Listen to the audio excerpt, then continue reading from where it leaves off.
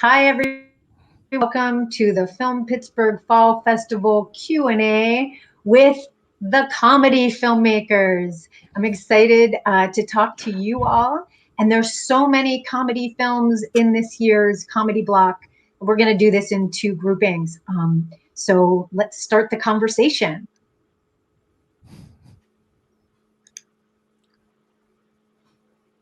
Awesome. Great. Let's start with you, Deb. Do you want to introduce yourself, your film, and your title or titles on the film?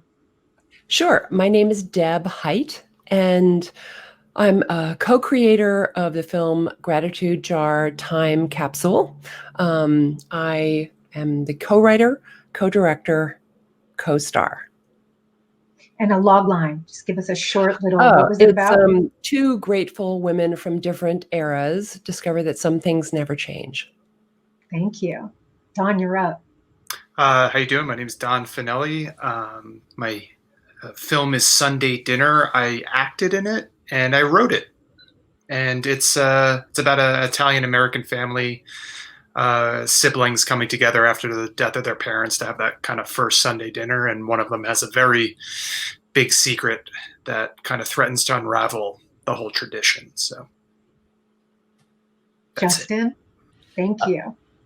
Hi, Catherine. Thanks for having us. Yeah. Thanks for doing this. I directed Sloan Hart's Neck Face, which is about a graffiti artist and his obsessed fan. It's a romantic comedy. Very nice. Meredith. Our film, I am Meredith Bragg. I am the co-writer and co-director along with my brother Austin Bragg of Demand Curve. Demand Curve is about an economics professor who is accidentally kidnapped and then decides to use basic economic principles to up his ransom and get in on the action. And truth be told, we're going to see you in the next little portion of this too, because you have two films in this block, Meredith. Yes. That's amazing. So let's talk about He is, that's right. Meredith, talk a little bit about Demand Curve, how it came to be.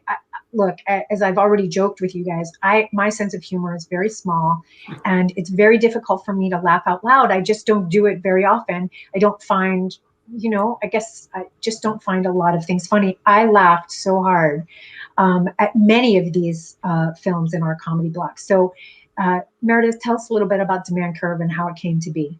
Sure. The impetus of Demand Curve is very strange, but there's an apocryphal story about Julius Caesar who gets kidnapped when he was young and by pirates and is offended by the ransom demand and ups his ransom because he thinks he's worth more. And then proceeds to tell them, and when I get off, I'm going to come back and I'm going to find you and take care of you. And he does.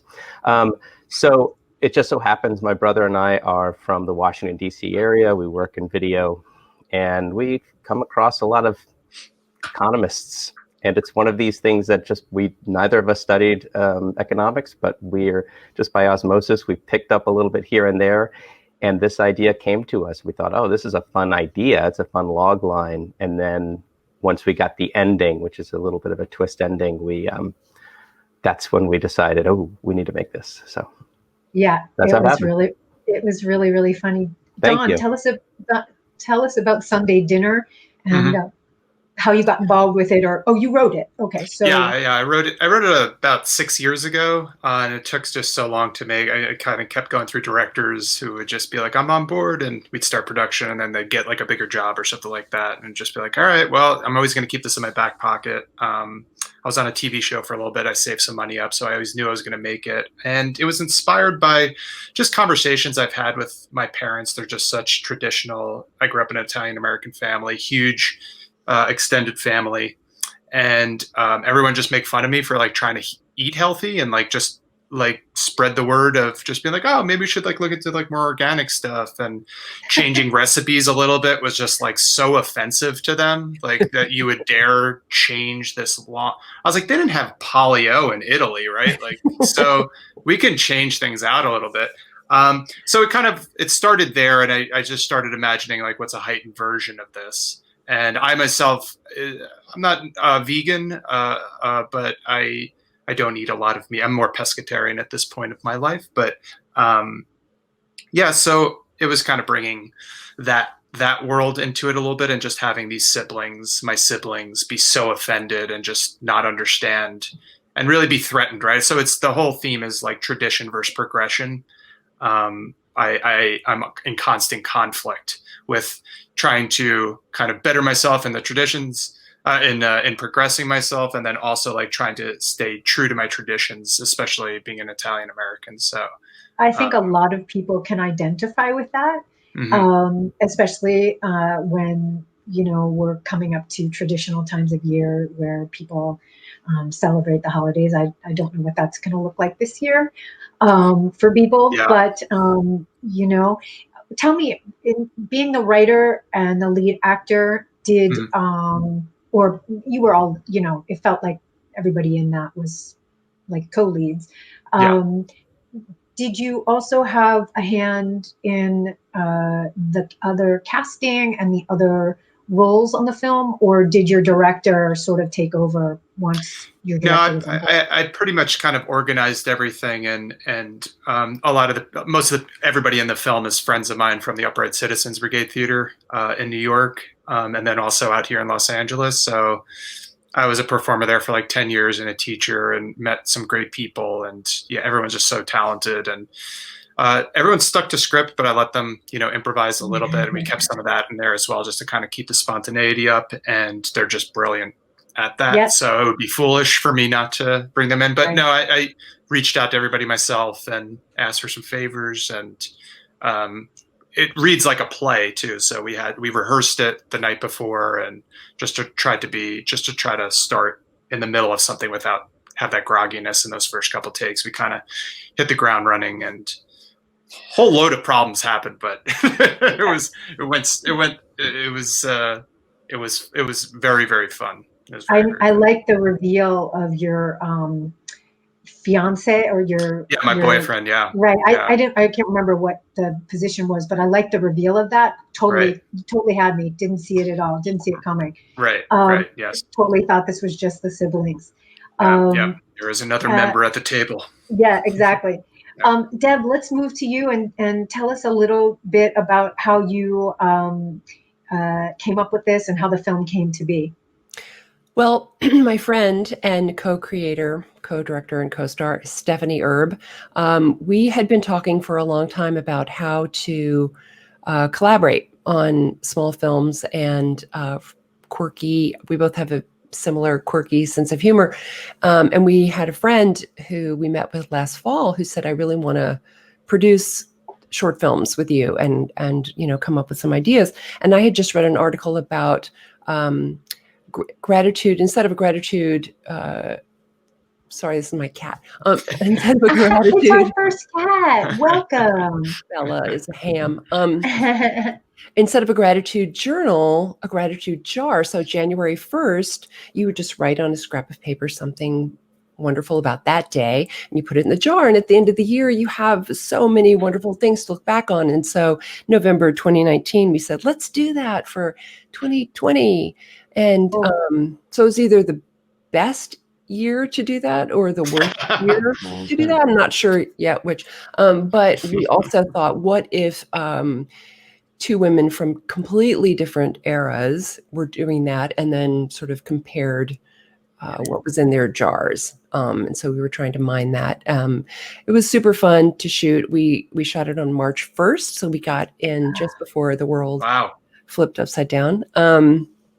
And Stephanie had just moved to a new house. So we had this view that she has.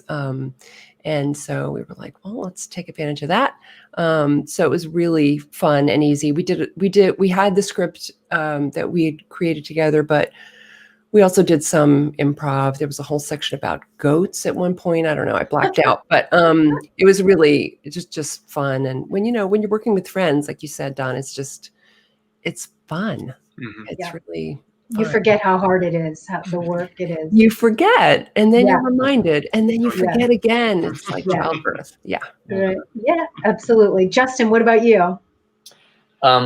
So I didn't write the script. My friend Ian Grody did. I became aware of the script when I was directing at an industry night at NYU that connected writers with agents and that kind of thing. And we were given a whole stack of scripts, and it was like a first come, first serve. Everybody read the scripts real fast and then ask what you want to direct. And I asked to direct Sloan Hart's Neck Face, but somebody beat me to it. So I ended up directing another piece, which was great. But then I talked to Ian afterwards, and I was like, well, if you ever want to make a short film out of this stage piece, I'd like to do that. And he's like, well, the guy that's directing tonight, he kind of wants to do that. So that's the direction that we're going to go. But when that director mysteriously disappeared, I got to take advantage of that opportunity. And, you know, it's such a unique story, and it was so fun. It was a lot of things. It was really well done, and it was very unique. And so it was just some relatively young writer who was at NYU. Yeah, relatively young. I mean, he's my age, so I guess relatively that old, maybe. Yeah, that. You did it, Catherine. You did the joke. You did it. You are funny. Anyway, well, thank you all. And is there any other, fun stories that anybody wants to share? This is a free for all, so sort of raise your hand and jump in. If there's anything that you want to share about your film that was funny, or you want the audience to know. Mostly, I think the audience will have watched the films by now, but it's kind of fun to go back and go like, oh, really? That happened? Anything? Our camera broke. Our only camera broke 3 hours into the first day of shooting. Oh, wow. And so, yeah, it was like, again, 6 years in the making. I finally found like the right crew, the right people, everything was working out. And then like just the camera, like the DP was like, this has never happened to me before. And God bless my producer, Darren Miller, and the other, and Nathan and everybody on set. They found another camera in like 2 hours. But I like walked outside and like was almost crying. I was like on the phone with my wife. I was like, yeah, the world hates me. Like this is the worst. It was an unbelievable turn. I'm sorry. How long was your shoot? It was only 2 days. Yeah, it was only 2 days. And my producer was was renting a house, and this old lady was moving out of her house like across the street and she was Italian. So we took a bunch of her furniture and just moved it in before my buddy moved into it, before my producer moved into his house. So it was just like repurb. That was golden, but then the camera crapped out in 2 hours, 3 hours into the first shoot. I was so embarrassed, and everyone was so supportive, and they got it's Los Angeles. We were filming. I wrote this in New York, but now I'm out in Los Angeles. So when you're in LA, man, we got another camera so fast and up and running again. So we couldn't film some stuff, but that we wanted to, but didn't really matter at the end of the day. And that's my fun story. Anybody else? Hilarious. Yeah, real fun. I'll just say that Meredith, you get something? Yeah, I'll just sure. So we did this on a shoestring budget. This was also the first time that my brother and I shot out in LA with a LA crew. It was a really small crew, friends and people we'd cobbled together. And our DP, we had a scene, we basically shot it, I would say about a day and a half, but I think 11 of the 12 pages were shot at the motel in one day.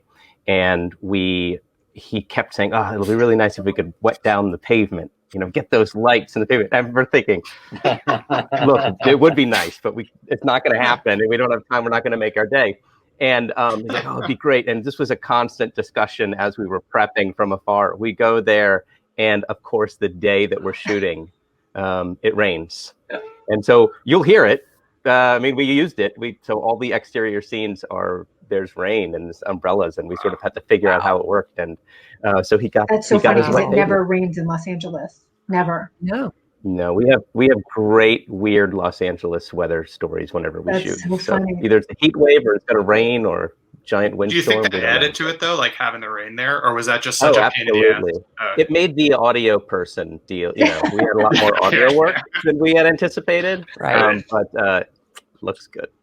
Yeah. So guys, I'm cognizant of the time. We're going to switch over to the second group of filmmakers. I am so grateful to you for your time, your work, your effort, and everything.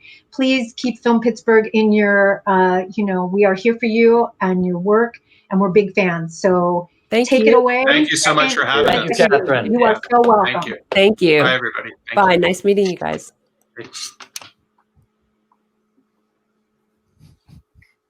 Okay. Hello, everybody.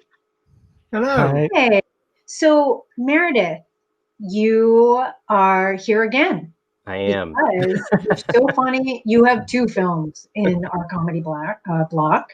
And if we could introduce ourselves, Ben, why don't you go first and just say your name and introduce everybody to you and to your work on your film. Sure. My name's Ben S. Hyland.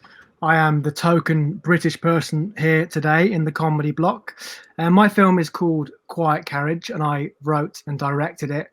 And it's a film that's, I suppose, it's about a passive lump of a man who has to make a decision whether to intervene on a casual commuting rule breaker or live with a lifetime of consequences. And that's it. Great. And Breixo, I'm not sure I'm saying your name right. If you would introduce yourself. Yes, I'm Breixo Corral. Breixo. I'm Spanish, but my name is not even easy in Spain for people to pronounce, so don't worry about it. Okay, good. I'm the co-writer and co-director of The Birthday Party.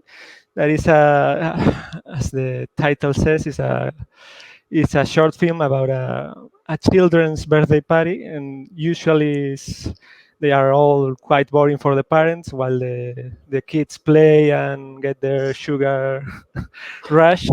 The parents are stuck having dull conversations about the weather, but not in this one. This one is quite different, so they have a peculiar way of breaking the ice, the parents, between them. Yes, they do. And Meredith, please tell us about your second film in this comedy block. Sure. A Piece of Cake, where we have a birthday theme going. This is about a father who is on a quest to find silver dragées, which are those little silver balls that you may see on top of wedding cakes or holiday cookies, the shiny silver balls. He is on a quest to find them as a promise to his young daughter for her birthday, only to find out that they are effectively illegal in California. And so he descends into a confectionery black market. So Meredith, how did you come up with the idea for that film? I mean, was any of it based on true life? It's everything. I mean, it is all factually accurate. You cannot get them. They are not. You can buy them in 49 different states, but they are effectively illegal in California. And we do go into the film about, the status of the legality and why you can't get the dragées there. But I think it stems, this is one of those bizarre things that my brother and I find, and we have a Google document full of just weird ideas, and this was one of them. Can you screen share that document with us? I'll send it to you. But I think the impetus is just that both of us have young kids, and we are, if anyone with young kids knows, they will ask you for bizarre things, and if you promise something or you want to be able to fulfill them, especially when it's their day, when it's Halloween or when it's their birthday. So I've thrown a couple strange. We had a Moana, Queen Elizabeth birthday party once. Our Halloween costumes are always bizarre, and how we have to make them homemade because they're very specific. I don't want to be the moon. I want to be the moon landing, that sort of thing. So we're very touched, very, very, very much understand sort of how parents can get themselves into these situations. Very nice. And pretty soon you'll put your kids in the movies that you're making. COVID has done anything for our kids. It is that they now know how to edit on their iPads, and we are watching filmmaker YouTube videos, and they're pointing out match cuts in Star Wars. It's pretty amazing, actually. Yeah. Wow. That's amazing. Yeah, it is great. It's interesting to me that we're showing 137 short films at the Fall Festival, and a handful of them were made during COVID. It's amazing to me how creative people like yourselves are staying busy. Breixo, I know I'm saying that wrong again. Tell us a little bit about the birthday party and how it came to be. You know, I was watching it, and then I was watching it. Yeah, Pablo and I, we are both writers. It's the first time that we direct. We both write together for several years. We've written for TV and movies, and we've always wanted to try and direct. So we wanted to make a short film. We wrote I don't know, 4 or 5 of them. And we decided we would shoot the most difficult one. We have kids, we have people nude, we have everything that we were very uncomfortable with handling. So that's how we decided that we wanted the challenge. I don't know if we succeeded, but we tried. We said, what was if only we direct one thing in our life, make it the most difficult one. What was the biggest challenge you faced on making that film? The orgy, probably. It's a spoiler if you if you haven't. We're seen assuming people have watched the films by now, but yes, people, there's an orgy. So that was, and it was it was very well choreographed, I must say. Yeah, we didn't do anything. We were so embarrassed to ask these guys to get undressed and to fondle each other and and everything. But they were so cool with it. They were like, "No, we don't mind at all. We could do this and we could do that, and I could suck on her and I could kiss her and kiss him." And we were like, "Okay, do as you want. We would place the camera here. I think it looks okay." So the actors were the ones choreographing. We didn't do a thing really. Just be really embarrassed and be very polite with them. Very good. Ben, moving on to Quiet Carriage. This is a film that I think so many people will be able to identify with, because oftentimes you're sitting in a public place or standing in a public place and somebody's doing something that totally breaks the rules, and you just want to, say politely, say something. And most of us don't. And so you took that concept to the nth degree. It was so incredibly funny, the way that guy's imagination, your lead character's imagination, spun out of control. I thought it was hilarious. Thank you. Can you talk a little bit about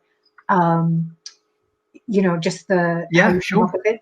Well, firstly, I want to hear more about the birthday party. I knew that was going to happen. Yeah, should have left it till the end. Now that's all I can think about. So, not surprisingly, Quiet Carriage came from a real life experience, and I'm not sure what it's like wherever you guys are in Los Angeles or Italy or Spain or wherever. I mean, certainly in London, the tube and the trains are a place where people deliberately don't make eye contact. There's no conversation. It's a really kind of awkwardly, everyone keeps themselves kind of situation. And I was on a train coming from central London to where I live in Croydon, and it's about a 45-minute journey. And this girl just got on her phone and she kept loudly speaking, over and over and over again. And it was that kind of she kept saying, she's obviously talking about a boyfriend or a friend's boyfriend. And she kept saying, he's so disrespectful. This is disrespectful. I can't believe the disrespect that this person is doing. And she kept repeating that same sentence, 700 different versions of it for an entire 45 minutes. And the thing that kind of stuck with me was for the first time ever, I was on a public transport and my fellow commuters were making eye contact, right? And then we were looking at each other and we were actually really enjoying this moment. And it's such a rare thing, certainly in London, to be able to do that with people you normally, avoid like the plague. And I suppose, what would have been a negative experience of someone, with antisocial behavior became this kind of, 45-minute joke with 10 strangers. And when I got off the train, the thing I noticed the most was just the silence. That voice was no longer in my head, and I quite missed it. But but there's this idea, I suppose, that it was a fun journey. but how can I, communicate that, and how could I develop that into a short film? And so the concept was just simply, what if this never ends? And that's what I went with. And it was, and the whole thing does roll on. It is exaggerating. It is kind of very extreme in the situations and circumstances where it leads. But that was the concept. It was, this is bloody nightmare. But what if literally this is purgatory, right? What if this is an endless until death? What if I'm stuck on this carriage with this girl talking on her phone very loudly? So that was kind of it. And I think everybody has a relationship with their phone, and people being addicted to it and being on it and not getting off it and talking on it in front of others. So great job. Anybody else want to share with us what they are working on now, or any kind of fun story or challenge that happened while you were making the film? We don't have a whole lot of time left, but I'd love to let you each weigh in one more time if you have anything you want to share. Birthday party, please. Come on. I'm waiting. Are you making a feature? Am I looking the wrong way? I don't really have much to say. They were really nice. They were all nude. No, it was. I mean, the funny thing is that the orgy was really smooth, but we really have problems with the stuff with the kids. There was a kid that only had to like take off his hat like in slow motion. And we like shoot it like, I don't know, 50 times, and it was impossible to make him do it. It was like we were trying to calm him, to like make him feel secure and comfortable, but he couldn't do it. He couldn't act at all. So we ended changing the shot completely. So he didn't have to do it. But the orgy was like really fun to do and really smooth and really comfortable for everybody. So that's a strange thing, that we were like challenging ourselves to make an orgy and make it look like classy, not show anything, and that was the easy part of the short film. It's very funny. Well, thank you guys. It has been awesome to get to talk to you and to get to know you a little bit better. Film Pittsburgh is thrilled to be able to share your work with our audience. And so thank you. Good luck, and keep us always posted on your goings-ons. We would like to continue to support you. So thanks, everybody. And to our Film Pittsburgh audience, we'll see you next time. Thank you. Thank you. Thank you.